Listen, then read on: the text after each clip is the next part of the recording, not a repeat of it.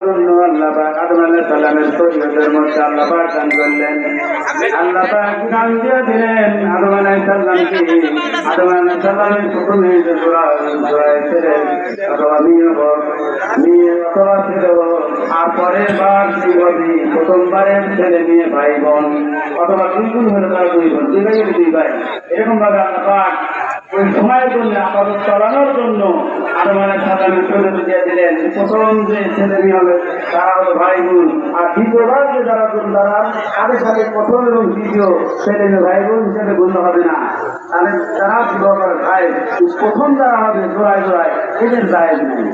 তাই আদম আলাইহিস সালামের এক ছেলের নাম হলো কাবিল, আর কাবিলের বোন হলো তার নাম হলো আকলিমাম। আর দ্বিতীয়বার যারা জন্মগ্রহণ করলেন হাবিল এবং তার বোনের নাম হলো লিউদা।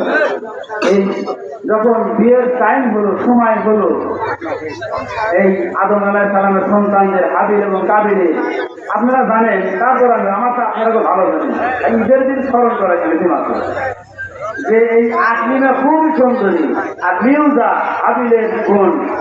এই ছিল কালো পতাকা কুচি সুন্দর না।